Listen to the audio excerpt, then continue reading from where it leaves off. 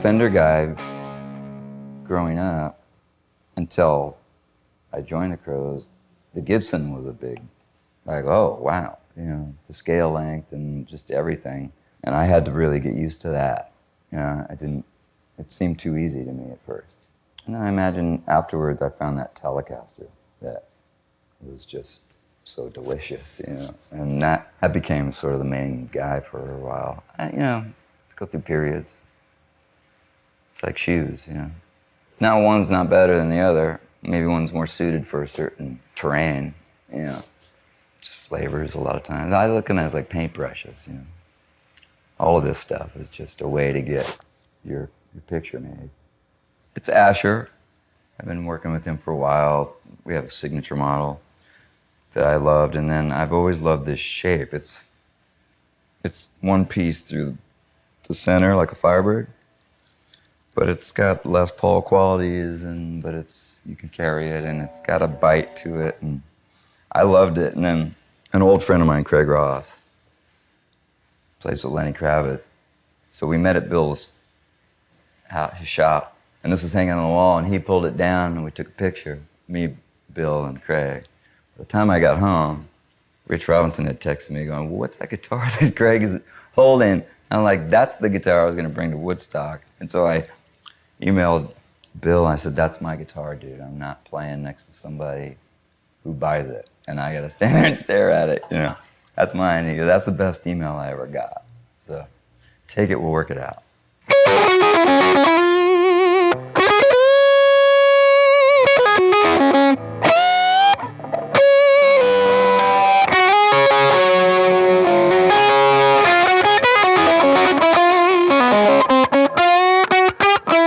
Well, it looks like more is going on than I think there is.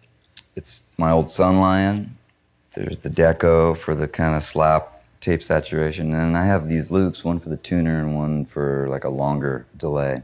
And then we have the Eradicator, which Adam Grimm makes and gave me this just before we left, and it's unbelievable. It's a tube preamp with 60 dB of gain in it. It's atrocious, yeah. But it sounds incredible, you know, for a fly gig. I got the front end of an amp right there if the amp isn't got it, you know, so.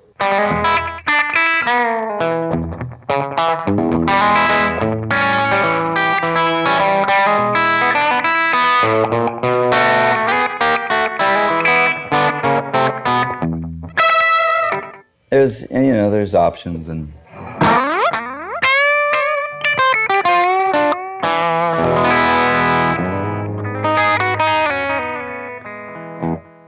Sunlion is the fuzz face and the Beano booster together.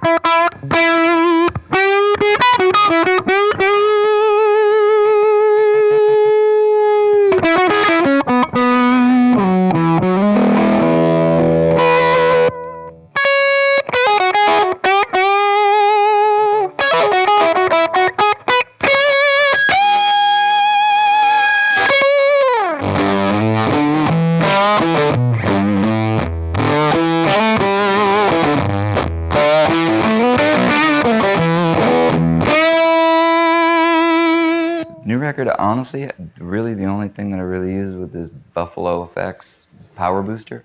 It's like his version of the old Color Sound, 18 volt, like it just pulverized whatever, you know, which is basically a champ on the record. It's like the amp that I've always wanted. All it is a blues breaker split in half, and one's open and one's closed. So when I stack them on, stack them together, you know, you get a little bit of the thud thing and then the open top bit. And I've been laying them side by side closer together at the gigs, you know. It will never go, you could stick your face right in front of it, and the louder it gets, it just starts doing this, you know. And the harmonics just spread. And then this is a reverb tank from Headstrong, and it's got the pitch shifting, like Brown concert vibrato. That's the swirly thing.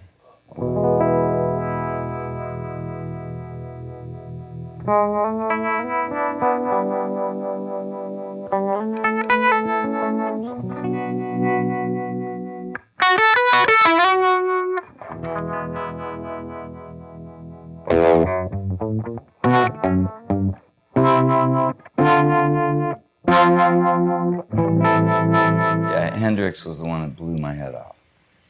Like I was like, yeah, that's allowed? You could do that? You know, like it just, like the top came off. You know, it was like, the doors for, go, you're free, go. You know, I mean, like to me, Hendrix represented freedom in every way. I was kind of over music for a while. I was just full. I couldn't hear it anymore. One day I just threw Jimmy back in the car and it was on, like, let's make a record. Yeah.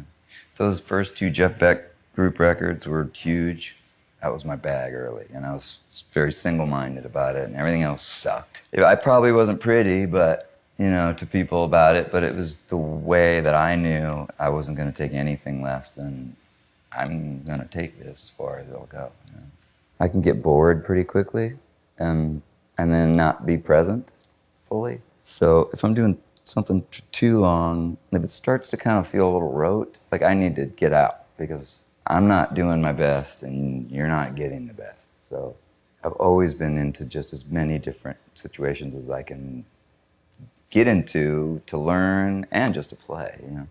I think that's maybe why I pared everything down to just such a simple, like, pentatonic. That's basically it. Because that fits in just about anything I've ever tried to get in with, you know. And then just learning to listen, really. I become a better player because I listen better.